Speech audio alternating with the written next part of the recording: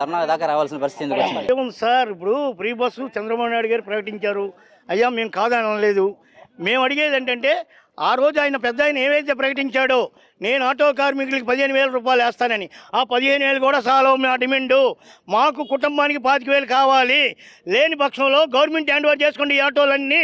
మేము కూడా free service చేస్తాం. మీ గవర్నమెంట్ తరఫునే 8 గంటలు డ్యూటీ చేస్తాం. నెలకు 30,000 రూపాయలు ఇచ్చేయండి ప్రతి ఆటోకి. ఇక్కడ డ్రైవర్లు ప్రతి ఆటోకి డ్రైవర్లు ఉన్నారు, ఇద్దరు ఉంటారు. ఆ డ్రైవర్లందరినీ మీరే హ్యాండ్ ఓవర్ చేసుకోండి.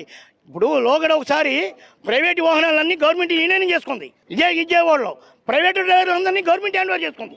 అలాగే ఈరోజు ఆటోలు హ్యాండ్ ఓవర్ చేసుకోండి. మేము ఫ్రీ సర్వీస్ చేస్తాం. ఆటో ఏదైతే మాకు ఆయిల్ కావాలో ఆయిల్ ఒక్కటి మీరు కొట్టించి నెలకు 30,000 ఇస్తే ఫైనాన్స్ మేమే కట్టుకుంటాం, ఫిట్నెస్ మేమే చూపించుకుంటాం, బండి రిపేర్ మేమే చేపించుకుంటాం అని మా డిమాండ్. అయ్యా ఇప్పటికైనా కరువు తెరవండి. మేము అడిగేది ఏంటంటే కనీసం ఒక ఆటో కుటుంబానికి 25,000 ఇవ్వాలి.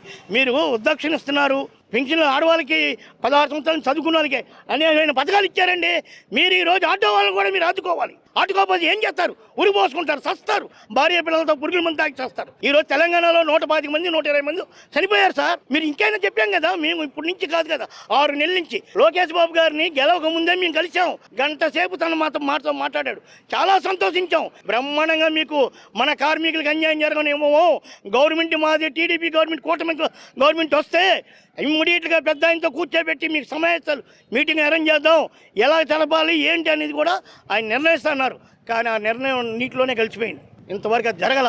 కనుక ఇప్పటికైనా సరే మాతో ఆటో చర్చలు జరపండి. మీరు ఏదైనా నిర్ణయం చేయాలనుకుంటే అది చెయ్యండి. కానీ ఇప్పటికైనా మేము బాధపడేది అదే. ఈరోజు ఇంకా మేము బస్సులకు వ్యతిరేకం కాదు, బస్సు తిరగొద్దని మేము చెప్పట్లేదు సార్. మేము ఫ్రీ బస్సులు పెట్టండి, మా ఆడవాళ్ళు కూడా ఎక్కుతారు కాదని మేము అట్లా. కానీ ఆటో కుటుంబాలను ఆదుకోండి అని చెప్తున్నాం బాబు. ఇది విషయం.